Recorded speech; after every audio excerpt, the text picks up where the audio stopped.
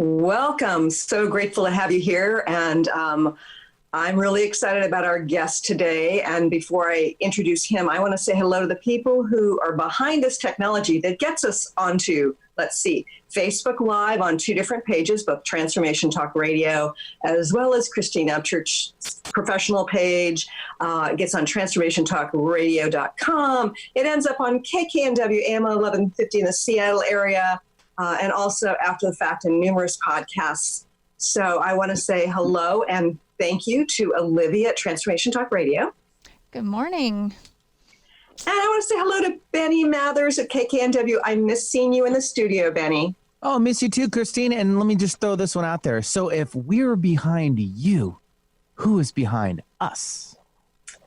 That's a good question. I know that there are plenty of people, because I've seen the humongous room of equipment and people back there maintaining it. And then, of course, there's a power company and the internet provider, et cetera, et cetera. So all right answers. All right answers. Just giving them to you. not to mention the cleaning staff and other people who are in security there. I mean, it's huge, right? Yeah, you proved your point. I'll give you another one. There you get another one. Right, beat us. It's like there's a huge support staff because we humans are fully connected with everybody else. Mm-hmm. I'm excited about our guest today. He has had a very adventurous life, and that in and of itself would have made a great book all by itself. But he also happened to have a near-death experience. We're going to go to a quick 60-second break, but when we return, I'm going to introduce an amazing man, and he had a very different kind of near-death experience, so you don't want to go away. Stay tuned for the other side of 60 seconds for the Christine Upchurch Show.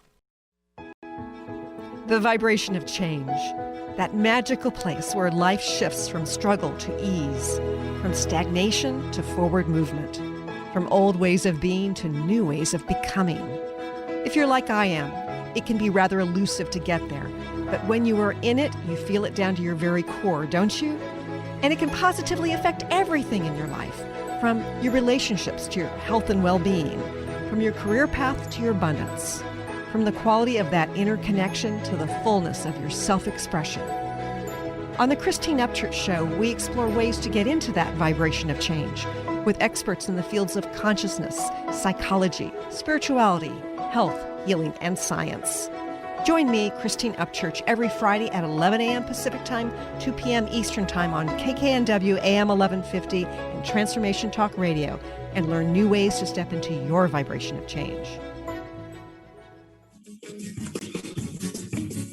After I died and the makeup had dried, I went back to my place. Hello, welcome back to the Christine Upchurch Show. Thank you, Benny, for coming up with something creatively appropriate for the music. Our guest today is Jim Bruton, and he has had an amazing life. He's an Emmy award-winning wildlife filmmaker. He's a vintage aircraft aviator, a world adventurer. He's the inventor of the satellite video phone, which allows us to connect with anybody, on the news in any location.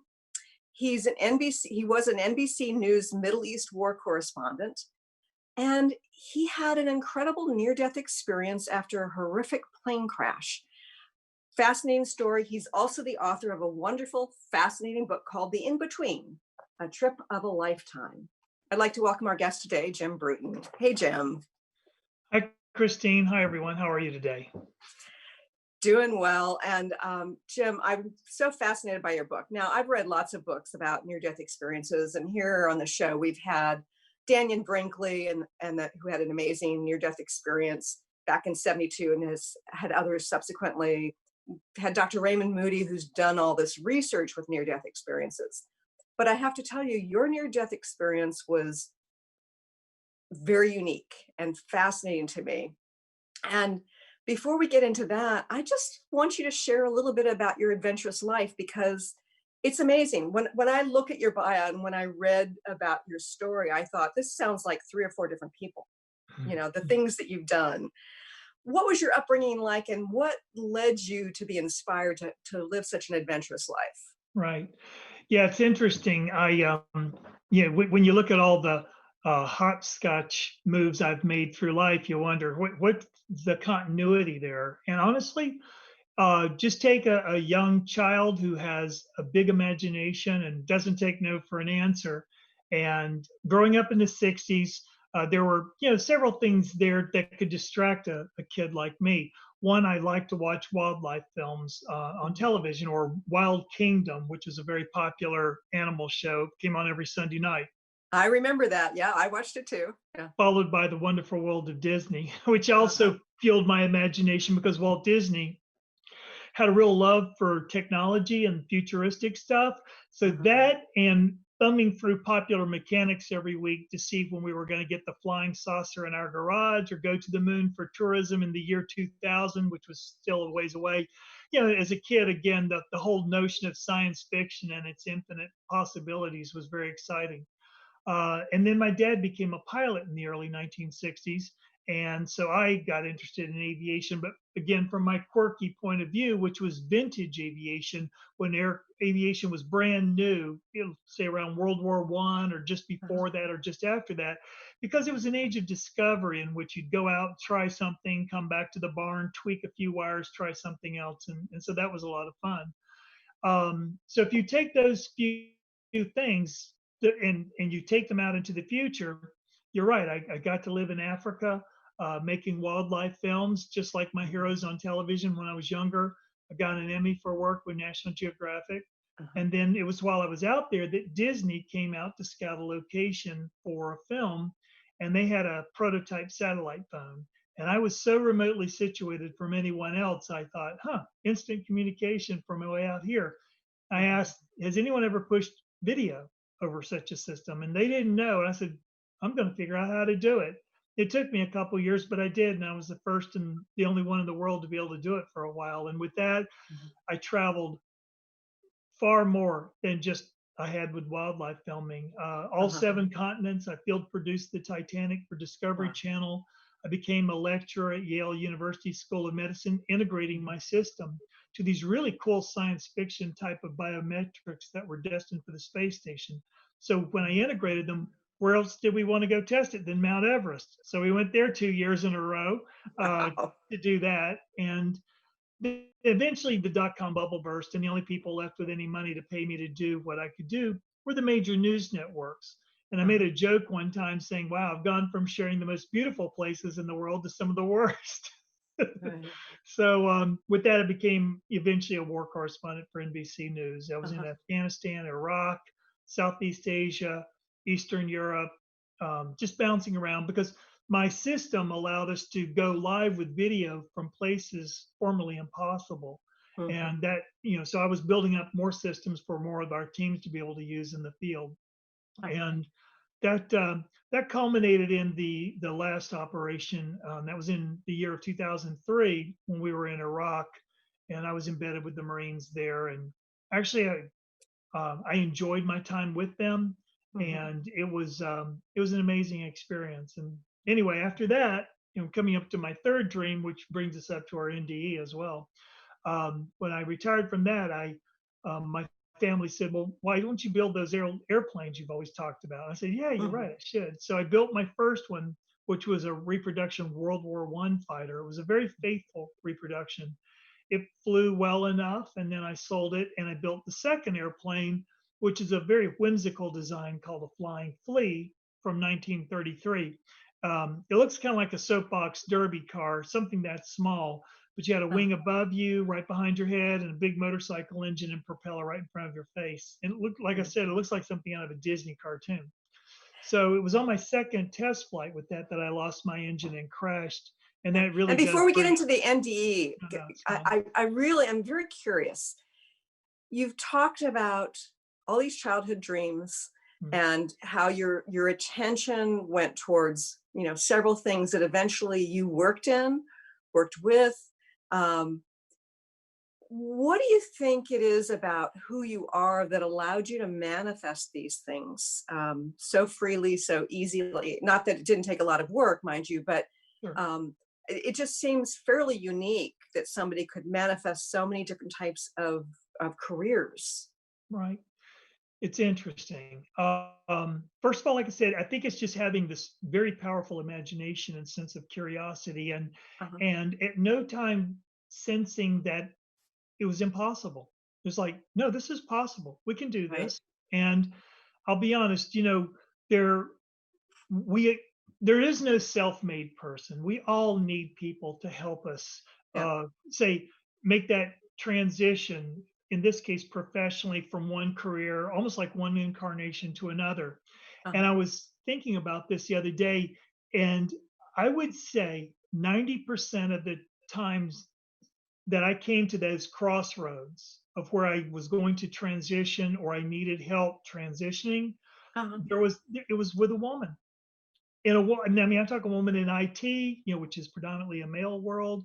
Uh-huh. Wildlife filming, same thing. It's amazing the partnership I've been blessed to have with women who had ability, influence, and the interest to hear me out. And in our Interesting. exchange, I guess there was just something about me painting the picture of where I wanted to go. They could see where they fit into that picture and they could Uh-huh. emotionally connect to it, and then they would help me. I mean, even the first video phone I had was like a desktop unit that AT&T sold in the office supply store, but it Uh-huh. was a woman at Bell Labs, Wendy Weinstein, and she totally got on board with the idea of me being able to go live from water holes all around the world to children in classrooms on the internet. So Uh-huh. I mean, it's, if I just named each one of these women and how they were significant, we'd probably have another show, but they Uh-huh. were and still are amazing. And I remain in touch with all of them. That's what's really That's cool. great. Yeah. That's great. And I know that there was a woman who convinced you to write your story too, right? Yes. Yes. Mary Helen Hensley's been on this show before too, and yeah, and it's amazing story. Okay, so let's get back to the second test run with this plane that you had built, right? Sure. Sure. What happened? Right. Well, I'd flown it on October 3rd, 2016, and that was the first test flight. And I wasn't really happy with it. So I went out 3 days later on the 6th to master its quirks, or try and at least negotiate with it. And I was making my second pass around the field when I lost my engine. It just quit. Didn't know why. Couldn't panic. Couldn't do anything other than just work to get the engine started. And Mhm. because of the dirty aerodynamics, as we say, of a vintage airplane, when you Uh-huh. cut the power, it comes down pretty quickly. It doesn't have this Ugh, beautiful yeah. glide ratio. So I wasn't able to make it back to the airfield. So the only other place left to go was a small pond at a nearby Boy Scout camp. So I aimed for that, overshot the lake, but it about 6 feet off the ground. So now I'm aiming right at all these tree trunks at Uh-huh. 70 miles an hour, again in the equivalent of a soapbox derby car. And I crashed into them and I came to a stop pretty quickly. And when I did, there was no aircraft left around me. It was all matchsticks. And luckily, there was a man fishing nearby who saw everything, and he rushed over. He was able to call on his cell phone 911, who sent a helicopter in, and he kept me propped up so that I could breathe, because both my lungs were ruptured, all my ribs were broken, Oh, my right leg had multiple fractures. I had a hole in my lower back because of the battery breaking loose and hitting me oh, again at 70 miles an hour. So I was in pretty bad shape, but the helicopter crew got there very quickly and pulled me out of the wreckage and flew me up to Hartford, Connecticut's trauma center. And there was a uh-huh. waiting team there for me, and they were great. Anyway, I don't have any memory of this. This is all what was told to me after of how things went down. Right. But when my family and friends got there a couple hours later, they saw, I was in a breathing machine. I was intubated into my throat with a tube for breathing. Hmm. All kinds of other tubes were coming in and going out of me. And the surgeons said, we have a week long uh, amount of day long operations. We could lose him at any time. I think one of the operations only had a 2% chance of success. So Wow. with that, they agreed to put me into a coma for that week, just so that I would be obviously resting, and to the extent I could begin healing that, but it would certainly make their lives easier. So it was agreed that that's what would happen. And the way I see it, at the moment they put me into a coma here, that's when my near death experience began. Uh-huh. Okay, so many of the near-death experiences, people talk about the bright light, going down a tunnel, seeing loved ones, having a life review. What was yours like? No, no, no, and no. I didn't have a lot of the typical hallmarks of a near death experience, such as traveling through the tunnel or seeing deceased loved ones, seeing angelic beings, having what I would call a life review in its typical manifestation. Um, for me, it was more like I just teleported there. And the picture over my shoulder, well, for anyone who could see, shows a post-apocalyptic landscape. Imagine a huge city 1,000 years after total destruction, and you have the idea of what it looked like. It was very gray and very dead. And looming overhead were these enormous storm clouds just getting ready to break loose with the mother of all storms.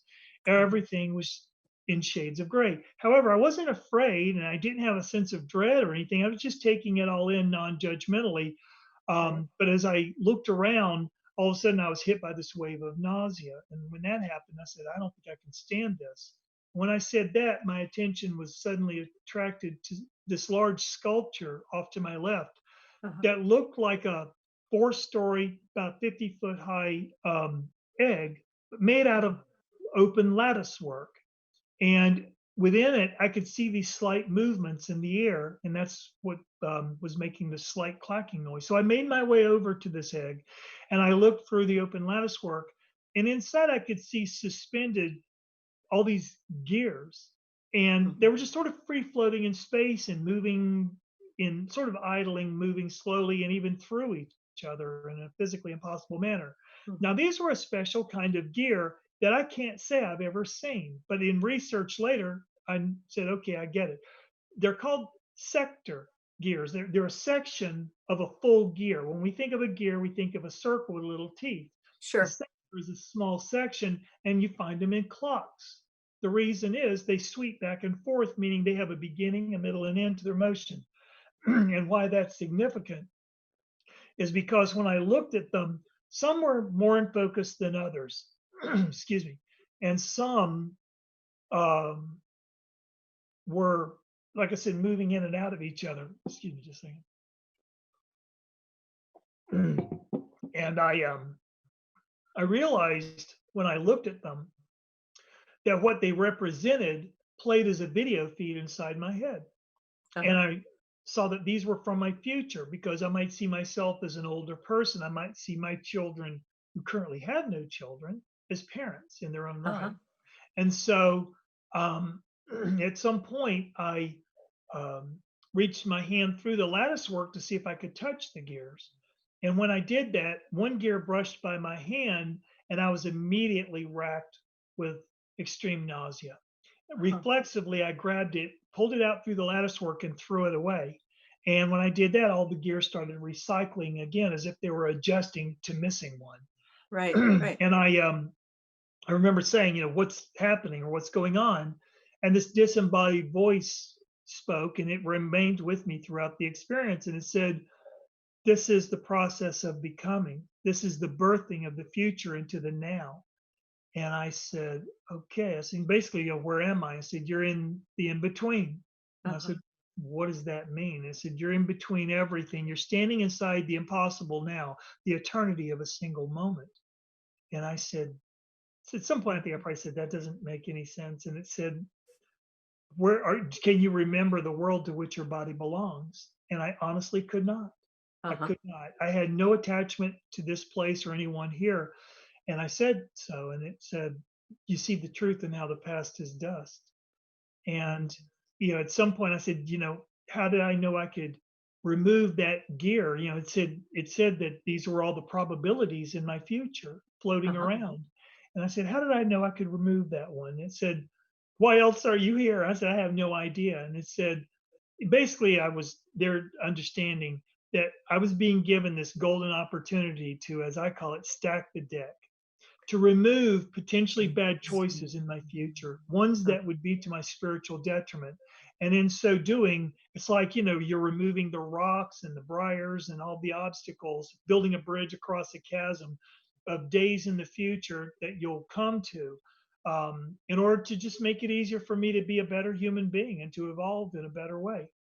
And I so, love that it's geometric, because I mean, I'm a former mathematician, statistician who went into healing after, healing myself of cancer. So it's the geometry. Like, I often will see things, certain aspects of our reality, the ethereal reality in geometry. So I absolutely love that that's the way you were perceiving choices and probabilities. And it although it seems odd, relative to other near-death experiences, it makes perfect sense to me on some level.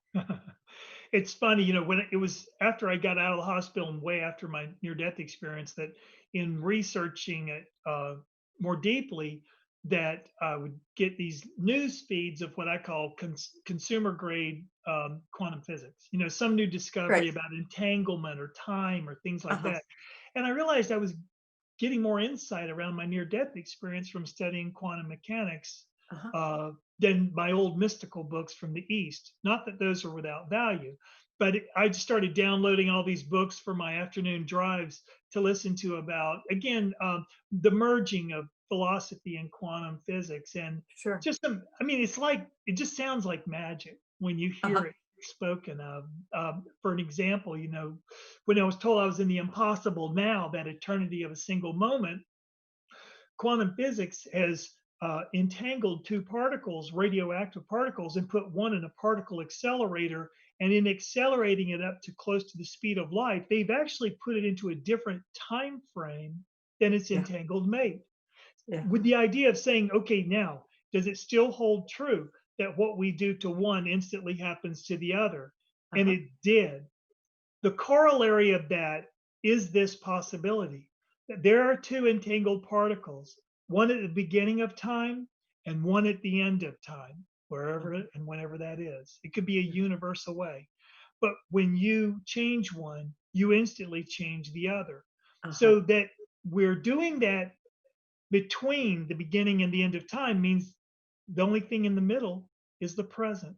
Right. 14 billion years of present. There is no past and future. It's just an artificial construct we've created in order to serialize the unfolding of information and call it a story.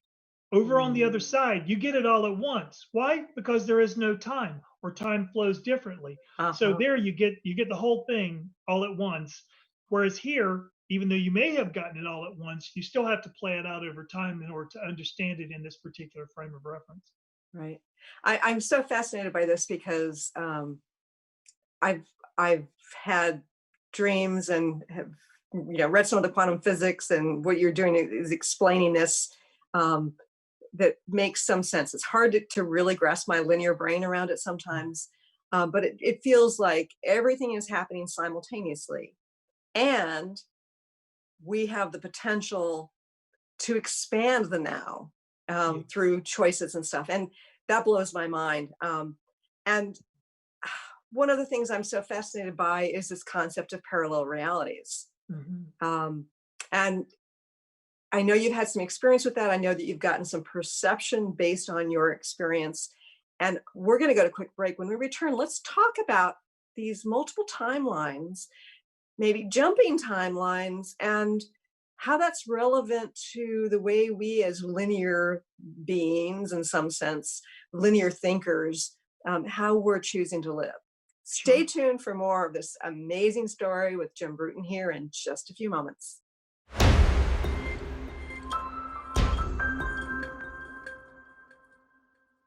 Welcome back to the Christine Upchurch Show here on KKNW AM 1150 in the Seattle area and on Transformation Talk Radio around the world. You may be listening after the fact on one of the dozens of podcasts it sends up on, or on ChristineUpchurch.com. I'm really grateful to have our guest here today, Jim Bruton. He's had an amazing life and a very fascinating near-death experience. He's also the author of The In-Between, a trip of a lifetime. So, Jim, before we were talking about this concept of, first of all, everything happening simultaneously in some sense, in the impossible now, or however you refer to it. We also seem to have free will, or at least the perception of free will. And yet, through free will, we're making various choices. You talk a little bit about your experience with jumping timelines. So the theory is that we have multiple timelines, not just like multiple past lives or future lives, but multiple timelines for our current life. I've personally experienced one that was very significant to me, seeing myself still living in Lincoln, Nebraska, and I know that you've experienced it too. Can you share with our listeners a little bit about this? Like it's the mandala effect, if people are familiar with that. It's like, there's evidence sometimes that our past isn't what we think it has been, that somehow we've jumped timelines. Go ahead. It's amazing. And I think right after a near-death experience, there's so much going on as you transition back that it's real easy to have some of these experiences. And first, I want you speaking sort of from the inside out about the experience. What I just said about the quantum nature of time, that there's only the present. I think that's a good place to begin, because what it's saying is that you will better understand what reality is from a non-linear approach than a linear approach. Because the linear approach is time-based, right? There's A, then there's B, then there's C, and that unfolds to so on and so forth. Yeah. Whereas a non-linear stands back and looks at the motions and patterns that are moving around things. And from those patterns that have information in and of themselves, they realize there are multiple entry points to the problem. Problem in a logical sense, not a problem. Sure. And so from those multiple entry points become multiple pathways to, like I said, better understand what's really going on. And the multiple universe theory, which says that at each decision point, at each moment, it's not just the choice you have made that collapses all the other probability waves into a singular particle of reality. It's saying, oh no, they're all decided too. And they all spawn off into their multiple infinite directions. And guess what? There's a version of you that goes with them as well. So when we say we've been everything there is to be, and we've been everyone there is to be, from the highest to the lowest, yeah. But what's really interesting is that given the concept that there is only now, all of our ideas, all of our understandings about our prior and our future incarnations means we're doing that right now. Now, as mind-blowing as it is to think that we're living a number of infinite lifetimes simultaneously, just think about it. How much more gravity does that add to this simple few words, children of God? And why shouldn't we be able to do that? It's just wrapping our head around it. That's from a linear perspective, that's difficult. Now, parking that for a second, when I returned home from the hospital and was sort of getting into the swing of things, one morning I came downstairs, or butt hopped downstairs because I still needed crutches and a wheelchair, rolled into the kitchen to make some coffee. It was very early. It was like 6:30 in the morning. And as I did, I looked at our pet parrot, and the door to its cage was open and it was hanging on underneath, which usually is a symbol of, I feel playful. Come say hi to me, scratch my head. Okay. I was thinking, well, I'll come over there right after I make my coffee. So the coffee's now making. I go back over to the cage, and now the door is closed and locked and he's inside. Okay. And then my wife came down because she heard me stirring around and she probably wanted to see if there was something she could do to help. And I said, you're not going to believe what I just saw. And I described it. And she literally said, maybe the edges of your reality are fraying. Now, maybe 3 hours later, I referred back to the event and to what she said. And she had no memory of it whatsoever. At all. And I've had other instances like that where we might, in a social setting, be with people, And I would swear these two people had an argument, and I could have quoted it and what it was about, and it made logical sense that it was something that they had a point of contention about. Right. And my friend who was standing there with me, he was, I was just aware that he was there listening. And I brought it up with him about a day later. He had no memory of that whatsoever. Huh. As far as he was concerned, they were fine about things. And I had so many of these multiple instances of what I was hearing. And I mean, and what I heard wasn't just made up, it would have been actionable intelligence. It's Sure. not like I thought she had a pink dress on. No, it was blue. Okay, big deal, right? Right. And this was just happening a lot. And then one morning, I woke up in the middle of the night and saw these. And I think I had an instance of how this works dynamically. It was in February. The bare tree limbs outside were moving in the wind, casting Uh-huh. a shadow. There was a light far off behind them, casting a shadow on a black wardrobe in my bedroom.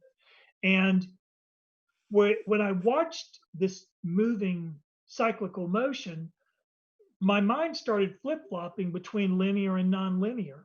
And this Mhm. is what it does when I first wake up in the middle of the night, which Uh-huh. convinces me I'm going somewhere else. I just don't Sure. always remember it, nor do I need to. Mhm. Um, but as I looked at it linearly, it sort of turned into like an old black and white film, if you will. I know that Hmm. sounds strange. And the thing is, all I was being shown was it was important to understand that there was a story here. And Uh-huh. again, the story was when I was looking at it linearly. And then my mind would flip back to being nonlinear, and I couldn't appreciate the past scene or anticipate the future scene. I could only take in the scene I was looking at right at that very moment. And as soon as it was Interesting. gone, it was forgotten. So it's like I've said, it's like taking someone who has amnesia to the movie theater. It might be Uh-huh. entertaining for a couple of minutes, and it probably gets irritating after that. What's happening next? What just happened? So, Uh-huh. but I was flip flopping back and forth, and I knew I was flip flopping in order to exercise that capability of flipping from the linear. I can understand how this is playing out to the Right. non-linear, where you understand everything in a single moment. And then I probably either went back to sleep or stayed awake and went and did something else. But these are the things, and I think to better dig in to the multiple timelines or multiple universes, Uh-huh. we really need to practice it again more from the inside out of how to process information non-linearly. And the only way to do that is to become present. Mhm. And the ways in which people become present are many. Certainly, meditation is one of those goals. When our Uh-huh. thoughts come to a still point, that is, that singularity does represent the present. Being Mhm. in the impossible now represents the present. So Yeah. anything that can slow time down is something to consider in the art of letting go and the art Mhm. of becoming present. I my first experience with another timeline was when I was just awakening back in, I don't know, it was probably about 16, 17 years ago, before I'd ever heard of parallel realities. And I saw myself living in a state that I had moved from at age 15, different hairstyle, sitting at a table, smoking a cigarette. I don't smoke a cigarette in this life. Um, and I was feeling something in my chest, and I was telling her, you need to stop smoking because it's affecting me over in this one. And I realized, oh no, I can have a barrier between them. And I thought, this is really strange. Ultimately, I thought, strange experience. I've had numerous ones of those, just put that away. And then almost 10 years later, I had another experience, and I won't go into detail about it, but I had a major healing, sort of comparing the two lives sort of on a vibrational level. Um, and I'm thinking, that's just one. That's my father choosing to stay in Nebraska instead of moving us to the East Coast. What about all the other possibilities? Um, and so I kind of wonder if it's sort of a soul level choice, like, well, this is where I'm going to be focusing right now because this is where there's the expansion, or if it's just we sort of weave in and out, to have the possibility of weaving in and out of these different timelines. What's your perspective on that? If I were going to think about that from an initial point of view, I could look at multiple personality disorders. Uh, I mean, right. people's eye colors change. Yes. I mean, they will suddenly have a track of needle marks down their arm, and then they will disappear when they become the next personality. I mean, here's another fascinating thing about that. Okay, imagine you and I are sitting in a show, and there's an incredible mimic on stage. They can pretend to be anyone, and we go, "Wow, you're so convincing. You sound just like person X, Y, and Z." Sure. Now, if you use a certain kind of like voice analyzer on their voice, no matter what impersonation they do, there's at least a baseline footprint within their voice that will always identify them as that unique individual. Okay, Okay. whether they're sounding like a man or a woman, or with an accent or something like that, you could use this to say, yeah, that's Joe. All right. Uh-huh. Guess what? It doesn't work with people who have multiple personality disorders. When they speak with a Interesting. different voice, the analyzer will say, no, that's a different person. Mhm. So, what is going on here? And to Yeah. me, as far as at least having something tangible in front of us to look at, is this person just nothing more than a nexus of which their multiple lives are passing through and then carry Uh-huh. on? Is this what we're doing Fascinating. over on the other side? Maybe when we're dreaming here, that's what's going on over there. Why Uh-huh. why do we have to sleep one third of our life away? And we know Right. we'll die if we don't have it. Maybe Yeah. there's this connectivity of our with our multiple selves that's occurring. I'm sure there's much more going on during the period we call sleep than just sitting there and drooling all over ourselves. I'm in total agreement with you. And yeah, it's we get information, and sometimes I wake up feeling really refreshed, and other times I feel like I have been so busy during the night. I feel really grateful to wake up, and get out of whatever I was doing. Take a It's break from it's fascinating. sleeping. Yeah. Um, before we go any further, I want to make sure people know how they can connect with you. What's your website, Jim? Sure. My website is inbetweenproductions with an S.com, inbetweenproductions.com. And there you'll find the full account of my story, as well as the media page, which will have your Uh-huh. link as well. Uh-huh. And then another page, if you just want to reach out to me, share with me your experience, or want to talk Uh-huh. about it, or book some time with me, or whatever. And of course, the link to Amazon for the book. Right. So there are And all it's a kinds of ways there. fascinating book. It really is. And it's again, I think it's evidence that we can be powerful manifestors, Mhm. and because you were such a great example of that, but also that reality is weirder than we think it is. And I think sometimes if we open up our minds to different possibilities, kind of shifting out of our patterned belief system, that opens the door for new experiences. And so I think it's a fascinating book to read. So I'd highly recommend it to people. Yeah, I think the one of the big tricks there is just don't be afraid, because Mhm. when we talk about our other lives, in order to fully embrace that, it's like death to our current or former self, and Yeah. that terrifies us. Like the whole thing when they say, "As I was going to sleep and suddenly I jumped," and they say, "Yeah, well, you were getting ready to have an out of body experience, but you got afraid of dying," because yeah, it's what people do when they die. So it's Uh-huh. understandable. So we really just have to let go of our fear of death and our fear of Uh-huh. change, and just look it straight in the eye and embrace it and say, for instance, really dying, it's like changing channels on television. You're Right. sitting there watching a channel, you change it, and once you change it and you're watching your new show, how much are you thinking about the past show? Yeah. It's gone. You're on to the next thing because you're always focused forward. And that's how we have to be. So that sort of neutrality, that lack of attachment, I know that you experienced that on in this in between. Mhm. How has that affected you, Jim, after your NDE? Well, that brings us into some of the after effects and the integration phase after an Mhm. NDE. And this is something, the after effects can be amusing. The after effects are what tell you you're not crazy. Like the light bulbs keep bursting, or the computer's acting up, or my cell Right. phone keeps going wonky. That's the one thing that tells you it wasn't hallucination, if nothing else. Uh-huh. As you move through that, you start to notice ways that are challenging to your relationships. We'll just start there. First, the relationship with yourself. You realize quietly, I'm reacting to everything differently than I did before. You know, my values are different. Maybe I don't get bent out of shape. Maybe I'm more compassionate, more patient.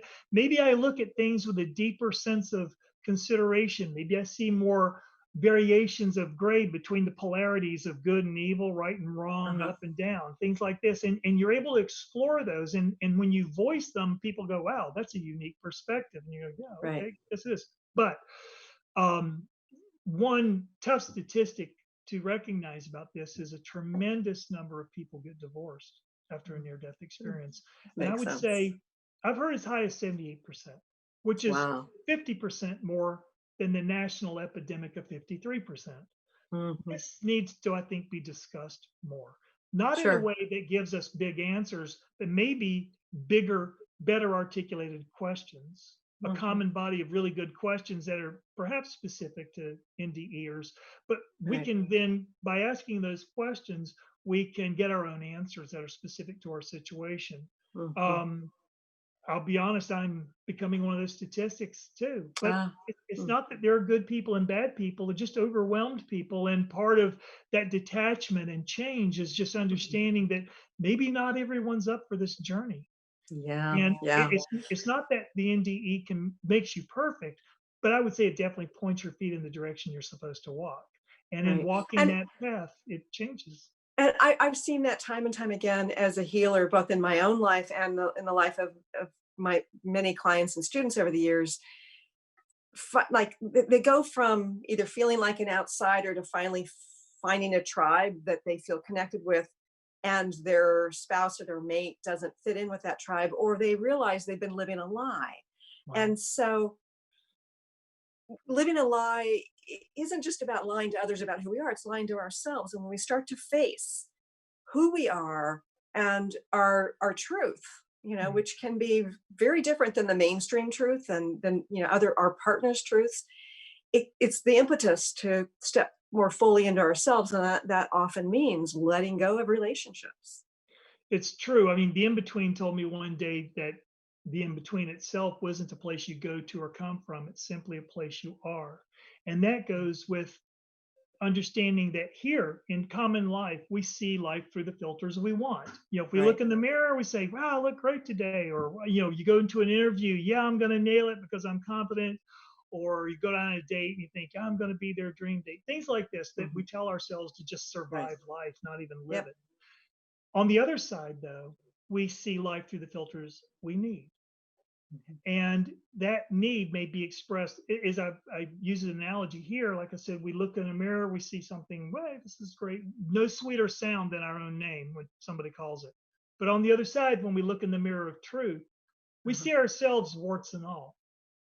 And that can be a very humbling experience because you don't have those ego filters to you know, change the hue and the color and say, yeah, this is it. I am the fruit of the choices I've made. And so, like I say, I reflect back on my own experiences where I was given the opportunity to make fewer bad choices in the future. They may still be wrong. I may still guess, you know, left and when it should have been right, or black, white, up or down, or should have sold, you know, the day before. But the intention is everything. And then the intention is the basis of karma. If you can act without intention or desire and only act based upon what is required at that moment, you can act without karma. I love that. And one of the things I've been thinking about relating to sort of jumping timelines. So I really do believe that when we're in the flow, it's kind of like those parallel realities are sort of coming together and we have the option of taking different paths. So the question becomes, do we need to have the attention to the moment in order to be able to make more positive choices, or to be in that flow, to go towards like more of a soul purpose, if you will? To me, the answer is clearly yes. For example, there's a picture I saw not long ago of a man surfing what has to be the tallest wave in the world. It's off the coast of Portugal. It is so much a monster, it's actually deformed. I mean, this is like what you'd see in a big nightmare.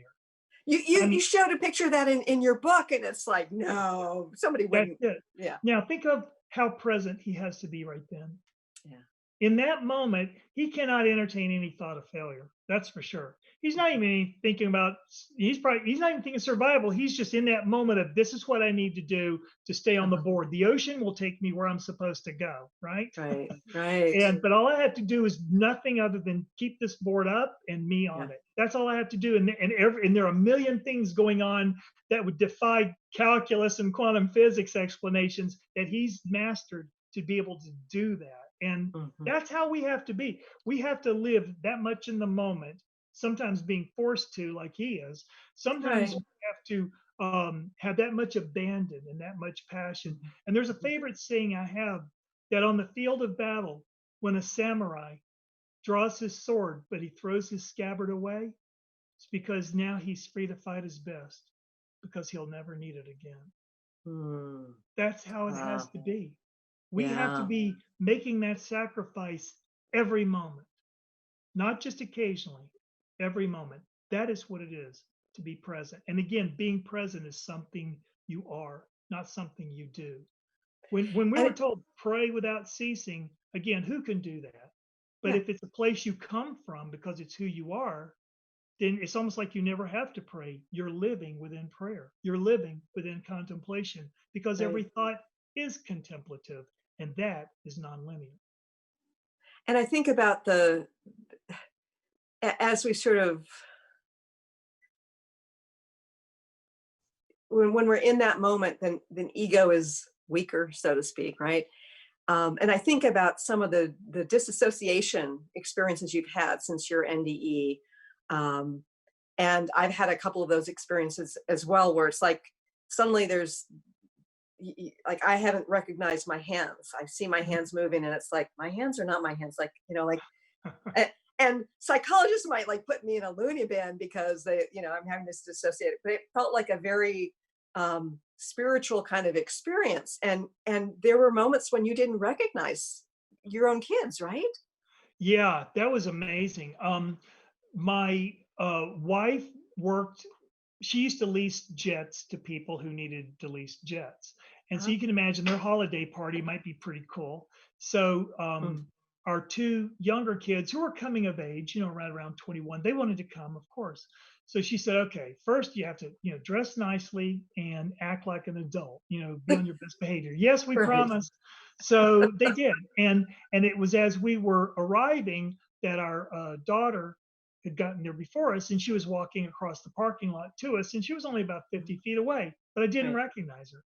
And I just said to my wife, that's a very put together looking young lady, thinking it was a compliment to a young woman who worked in her office, recognizing us and coming over to say hi. And my wife just thought I was making a sort of an objective joke about our daughter. And I was like, okay. And then it was when we were walking inside that she kind of stopped shifting and became the person I recognized.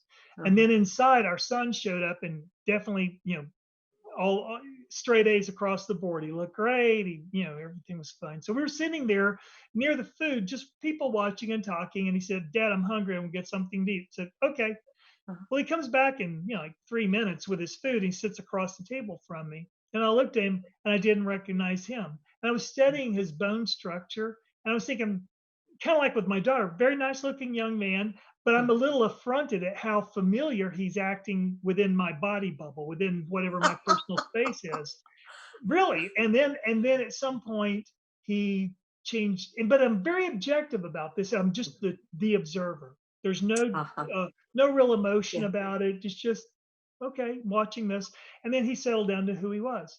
Now, 5 months later, my wife, who had been an actress in New York, had gotten a role in a play in the community theater. So she was returning to something she loved.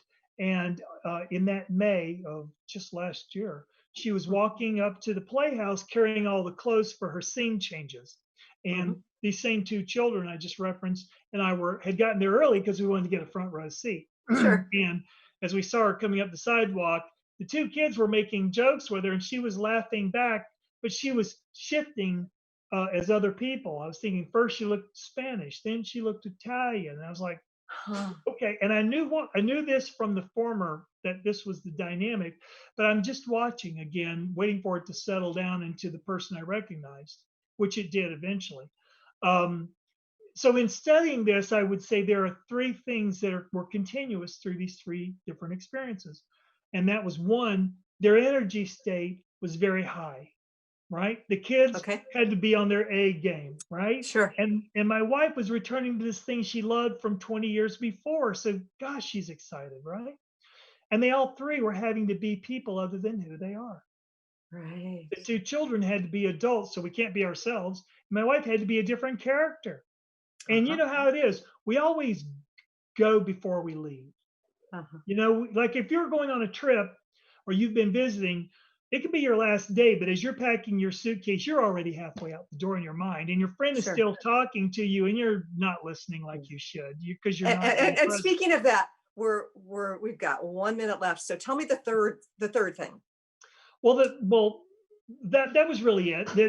The main thing to be aware of was when the energy state is high and you have to be someone else, you can actually project this inner landscape to an empathic person who doesn't just feel it, but they actually can see it.